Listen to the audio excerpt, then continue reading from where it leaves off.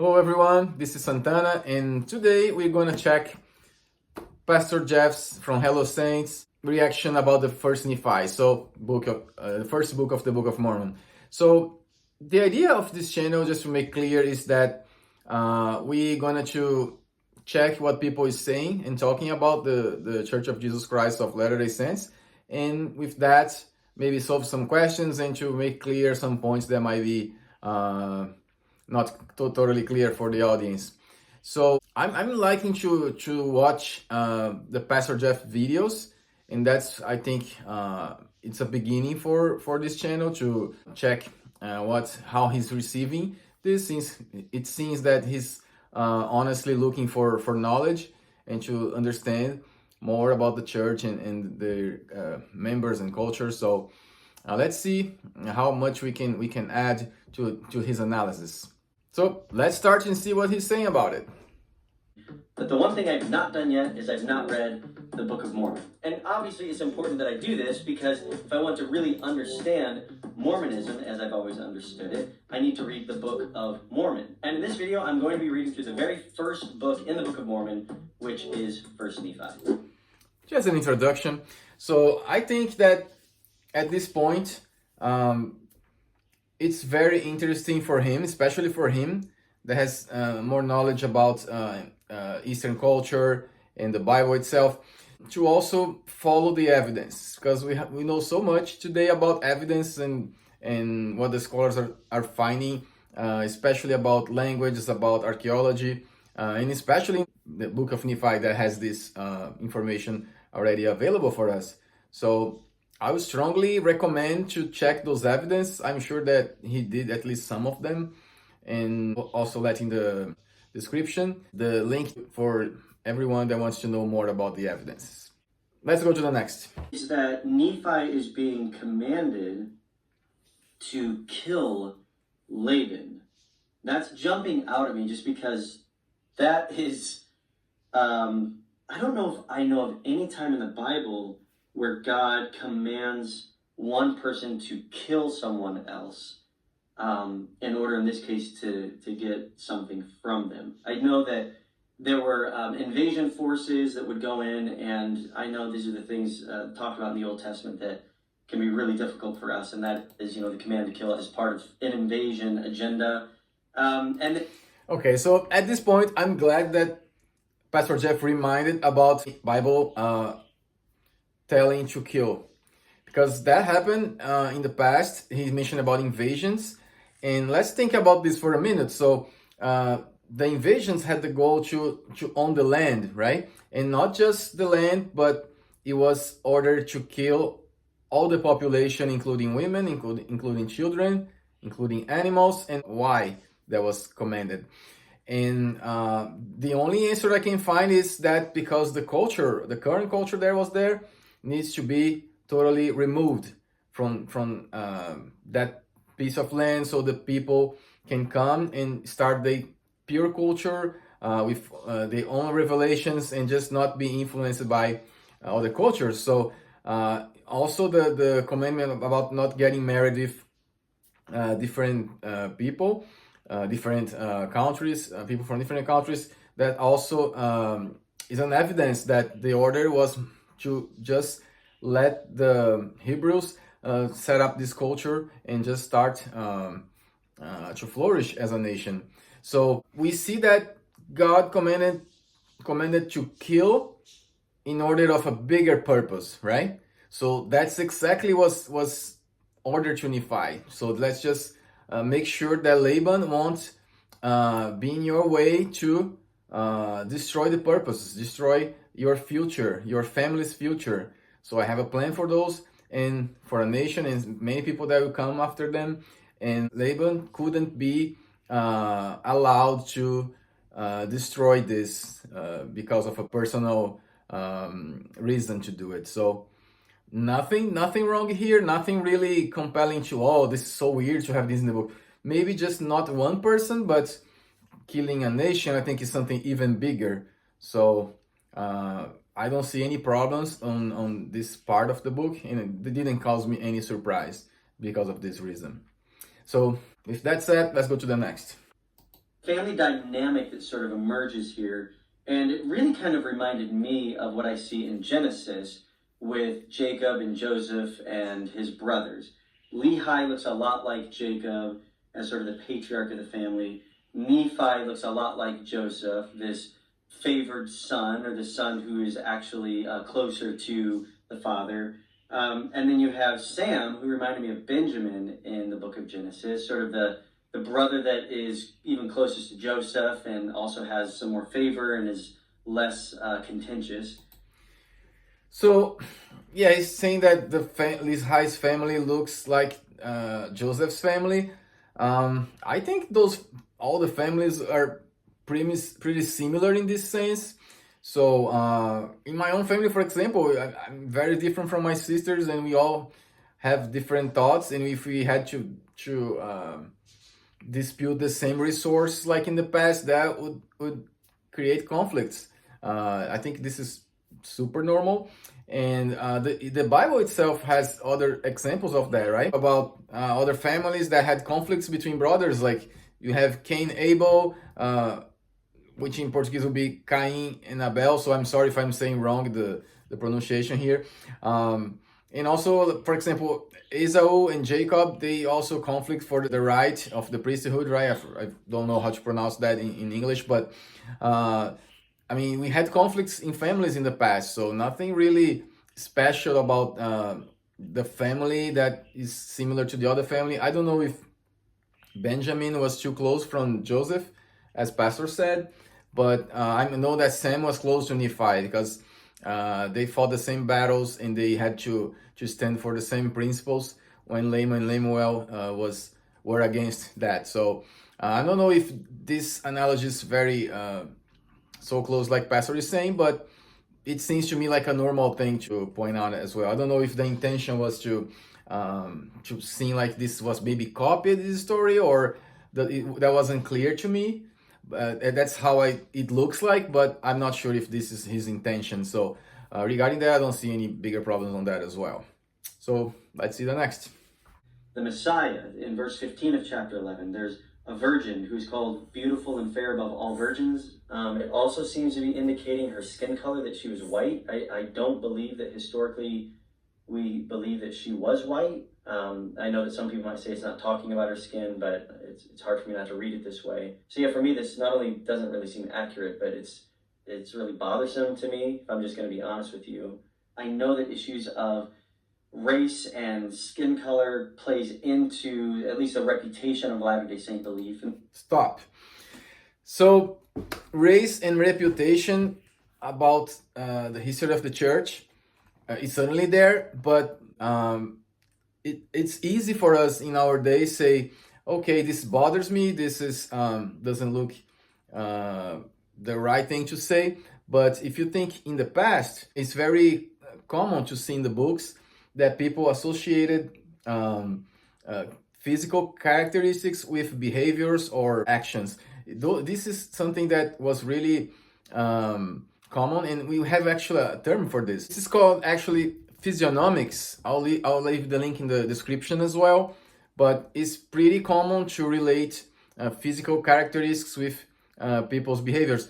So in that case, the white color has the sense of purity and light, and when you see the dark color is mentioned as a wicked behavior or a dark in the spirit, so this is how it was just like a reference. It's nothing to do with white or black, even because when the Book of Mormon referred to the darker skin, it's not talking about black people, it's talking about a Native American scholar, like me. So it's not really with any intention. This is what is important to be mentioned here, because this will come later in other chapters, and it's just a reference first to separate people, to just separate the cultures since they're having different lifestyles, and also to create a reference of something that is used as a symbol just to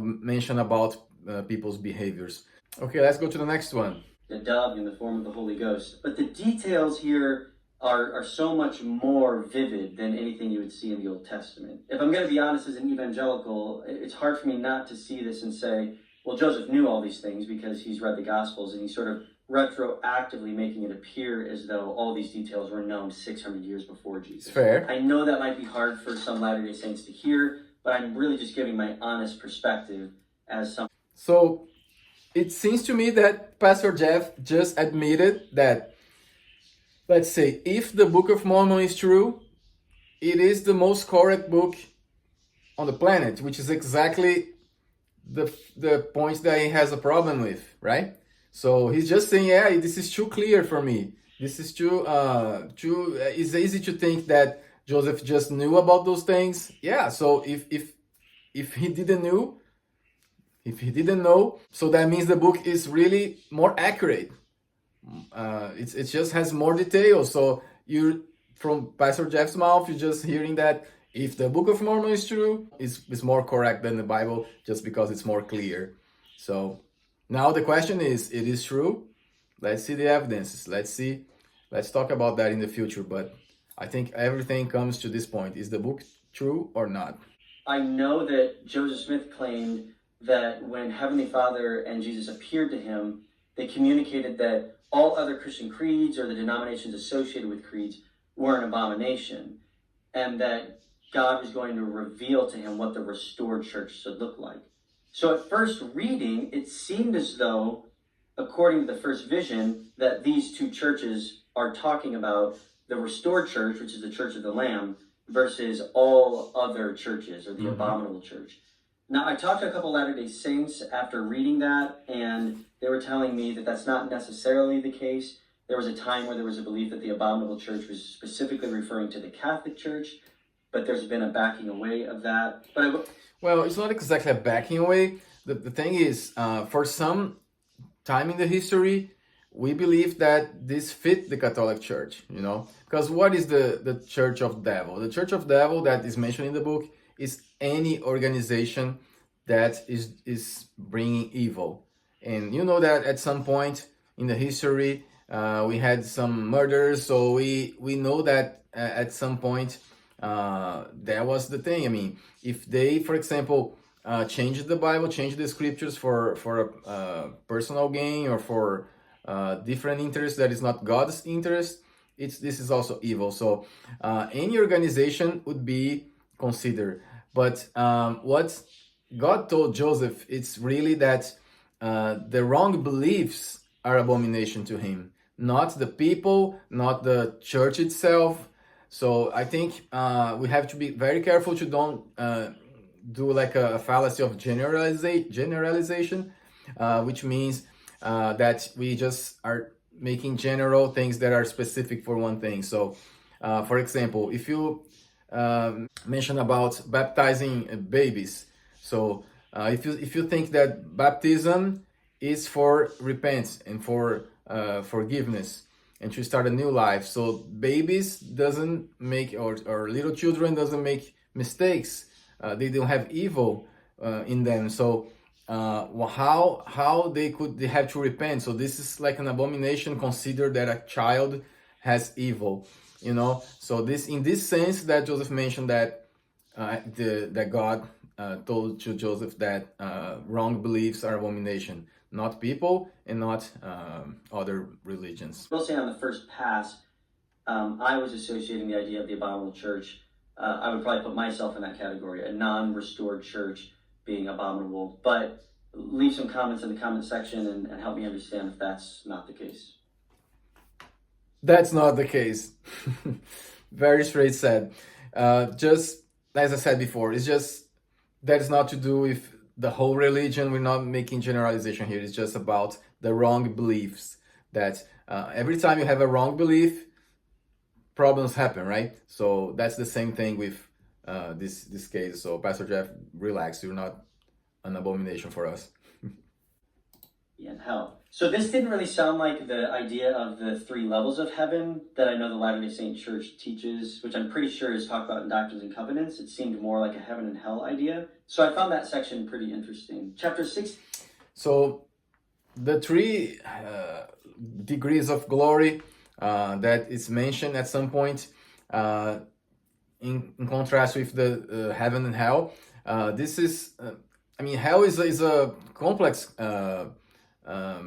word. Can be many things. Can be the torture of conscience, that if you don't reach the degree that you can live with God, and which is a heaven for many people, that is just will be a torture for someone, and that is called hell for this. And other things could be the spiritual prison, that people that doesn't know about Jesus Christ and the atonement will be until they know that and they can accept this atonement. So this is a spiritual condition for the afterlife that we believe. So it's not really a conflict, but the 3 degrees, I think it's a more detailed way, let's say, to explain how the degrees of glory will be split after, which makes a lot of sense, right? Some people wants to be one way, another people wants to be another way, and that's all afterlife conversation that we can make points about it. But the truth is, we don't know too many things about it to see how will be our lifestyle in the afterlife. We were led by a ball to go to specific areas, and after 8 years in chapter 17, while they're in the wilderness, commanded to build a ship. And this starts to set the stage, from what I understand, would be crossing the ocean and going to a sort of new promised land, which we would understand as the American continents. Okay, so at this point, what calls me attention is in the video, he just skipped to the promised land and to the boat piece, which is the travel that Nephi did with his family. But at this point, so much was discovered already, and this is something that needs to be said. I'll leave the videos in the description as well. And the videos has just from the Book of Mormon Central. It's just a summary of the discoveries themselves. So you can see the papers, you can see more details about the research if you're willing to do this. But the videos do a very good summary about what was discovered, about the distance, the geography. And so in the Bountiful Land, you can see so many similarities that we had described in the book. So you can see like iron in the surface, you can see fruits, and you can see lumber, like trees and wood proper to build ships. So all of those coincidences were just there, and the chances of this just happened by chances, that would be so small.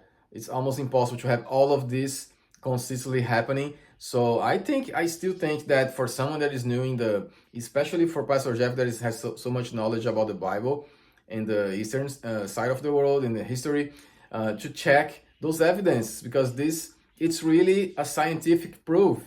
And I always tell my friends, like, yeah, the Book of Mormon is scientifically proven. If you want the papers, read the papers. If you want to see the summaries, but you can see that for me the biggest proofs are like the language, the chiasms and all the parallelisms and all the language evidences that had in the book that was not even close to Joseph Smith's attention or knowledge. Actually, wasn't too much close of the America's knowledge. So I'm not even considering just Joseph's degree of education, but even in the country, many of those things were not aware about this point. So what wasn't discovered, and it's just there in the book. So for me, this is huge proof of the Book of Mormon was translated by the power of God. And yeah, I never saw anybody challenging those facts that science already brought to us. Held to study a little bit further. So one of them is this. In verse 21 of chapter 18, there's a reference to a compass. From what I understand, compasses didn't come about until much later. So I would be doing a little bit of a historical analysis of what might have been used as compasses back then. Is there another instrument that might have been used that in the original language might have been referring to a different instrument that Joseph was just translating into compass? I also noticed in At verse 24, the idea of seeds. Is there botanical evidence in North America of Middle Eastern vegetation that might line up with the type of seeds that they brought with them? I have heard people make reference to the animals that in verse 25 were observed when they arrived in the Promised Land. Were those animals in existence in the Promised Land at that time in 500 to 600 BC? Okay, that's a classic one. So some people, you just having like a hard moment to see, oh, so you're talking about, for example, horses in America. So we didn't have horses in America. So this, and I'm glad that Pastor Jeff seems that figured that out already by his comments in the end of the video. So when you translate something, it just doesn't go straight, you know. You just need to sometimes find words to make the point you want to make, or for the object or being that you want to tell. So Joseph, in many cases, I believe that he had to come up with a word that was the closest that he could know about what he was willing to describe. So, for example, in the Book of Mormon, they mention horses, right? But in all countries that had horses at that time, what horses were made for? So maybe the biggest use for horses were for armies, for war, right? In the Book of Mormon, there are many wars described, but never horses. So horses were not part of the war.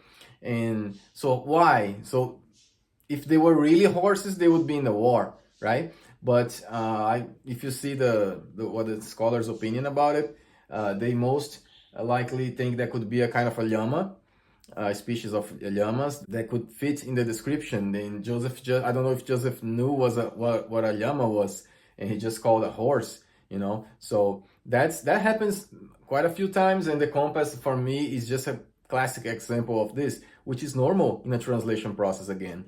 So another example that coming from Brazil, there is a treat that I really like. It's called pão de queijo, which means translates straight by cheese bread.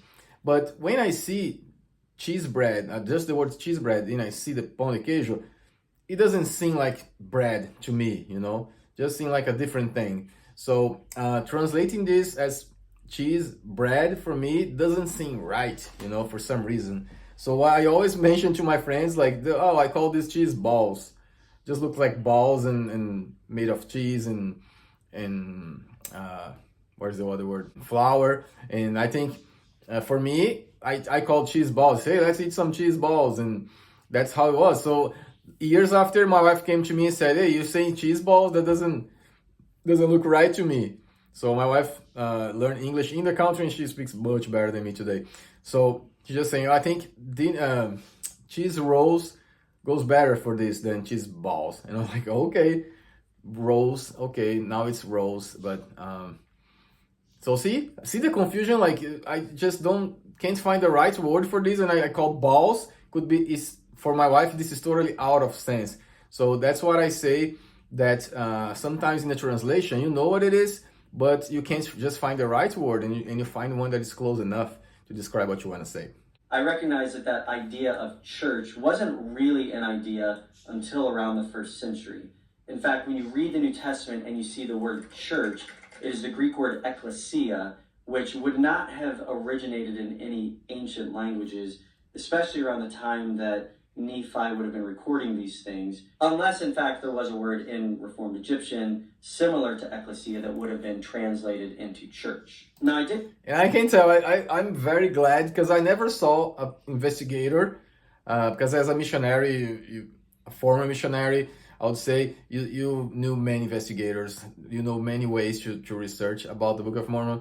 And there are not many that say, okay, they're using this word because he meant that, but it's not exactly this. And he's right in this point. Like they might not have called church at that point, but they just had the group idea there, the sense. He calls, like in the Bible they do the same. They call like assembly or group, or that's exactly the idea. For Joseph, made all the sense, call that a church. So in my opinion, he used the word church because he knew the word, and that was very proper for a group that people that is looking for God and just gathering and to talk about spiritual things. I talked to a Latter-day Saint, and they explained to me, well, we're really just talking about congregations or assemblies, and that might have been the best word that Joseph wanted to use in order for a 19th century audience to understand specifically what was being talked about. But I will say that that was something that really caught my attention, and I was doing word count searches, how many times the word...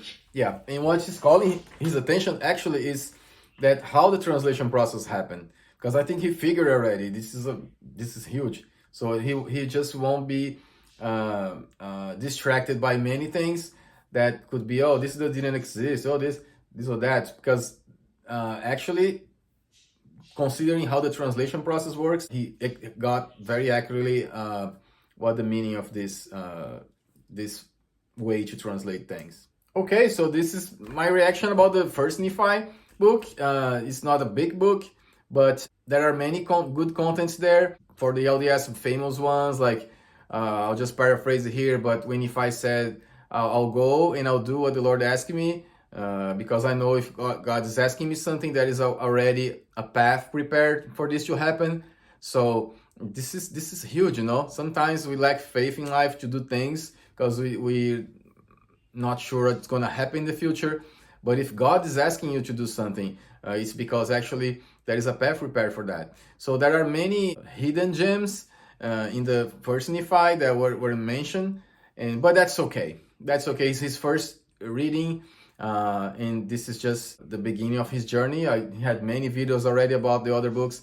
So at this point, I think it's okay to just don't grab all those hidden gems that are there, but there are many. So there are many scriptures that inspired me, and I saw inspiring many people in the first book of Nephi that were mentioned.